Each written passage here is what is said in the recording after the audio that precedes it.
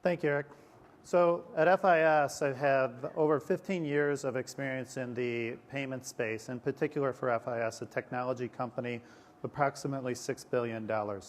As we embarked on this journey for trying to understand how consumers pay things, we moved very quickly from paying bills to managing payments. And we did that in a unique way. We decided that technology of where people click on a website wasn't enough information. We want to understand why they did what they did. So we embarked and followed consumers home. We actually followed them from the mailbox all the way to the online paying bills. We knew they paid bills online. What we wanted to understand is why didn't they do more of it? And with this new Payment Manager 2.0, we drew a unique realization. How do we transform physical to virtual? As you see in this contemporary website, consumers move through their online channel, and it really is a chore. How do you change something you don't like doing, giving your money away to people who want it, to something that is really about, boy, let's make this experience simple, easy to use, on a website that is Google-esque, that is Facebook-based, that is contemporary and pleasing to the eye. And through that, we developed that virtual world of paying bills. And not only paying bills, but managing those particular payments that you might have out there. And developed 4 key areas on our screen. A bill rack, which we all have. A tour, because every now and then we have people who really don't know what to do, so they move into the tour. More importantly, though, as you move through payments, the real key is the data behind the payments. And as that tour and paying anyone and everyone in this tour that you see, anytime you can get out of it. Because we all like to think that after step 1, we know what to do, and we leap right into it. And leaping right into it is setting up bills. How hard is it when you have that paper to pay a bill? Wouldn't it be good if I knew where I lived, which we do, we have your address, and I know about all the billers in that area, and oh, by the way, I know everybody else in the room that's in that same zip code and who they pay. So I give you that by category. I no longer have to search through lists. I don't have to do searches on names. I can very easily add billers and click them. And as I add those billers, they go to my bill rack, which you saw at the top screen. I don't have to know everything. I have to know, oh, I think I owe this much on this date, and it's really, I may not have the account information. Because the key in moving through paying anything online is not stopping the user. We want to get things out there so they can continue to move through it. If I have the account information, and if I know the amount and about when it's due, I very quickly add that information, it goes to my bill rack, and I'm ready to pay that bill.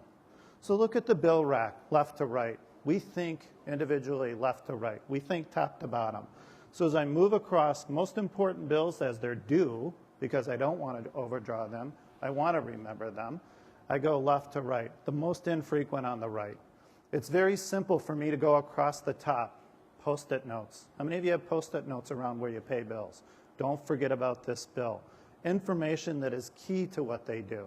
All the way from the e-bill, keeping everybody on the page, not having to go look and find it, not having to open PDFs up, see exactly what my detail bill is. And then very simply, actually paying a bill. I highlight what I have to do, I click on it, it fills my check, I then click the pay button. And 2 buttons, I've paid my Wisconsin electric bills. And notice that it's moved from the rack down further because it's out there for next month, because I don't want to forget about it next month. So it moves it out of focus down onto the end. As you continue through it on that, in terms of what we do and how we pay, not everybody does it the same way. Some people like less, i.e. the multi-biller. And in the multi-biller, same thing. Most important at the top, least important at the bottom, all by date and when you need to pay it. Very simply, it allows me to maintain that. Which way do I want to go? Because we're all unique. As we move then further into it, we have a payment activity, i.e. what have I done? Wisconsin Electric, move to it. I have the don't let me overdraw. What are my finances? Simple cash management. As we watch consumers in their home, they were writing it on the back of the envelope. Sure, we can all relate, right? Paydays on the 15th. Ooh, will I have enough money? Which ones can I pay? Which ones can I stretch? You've heard different people talk about bridging between the loans, but really what I want to do is be able to simply see exactly where I am. And I can project that out. Those that I've scheduled, those that I haven't done yet, because that's really the key. Will I have enough money on that date? What should I do with my money? And we move beyond bill payments. We think traditionally in the online world as paying bills. We moved into how do I manage? I may have a daughter at college. I've got to send her money. I may have someone that I owe. Oh, the Packers won yesterday, so I've got to pay that particular person. And so this payment manager concept of moving away from the paper bills into everything that is about simple cash management moves through what I do. But the last piece that we saw was people that have to pay things right now, i.e., I need to get it paid because Monday Night Football is on. I don't want to miss the football game, but my payment's past due.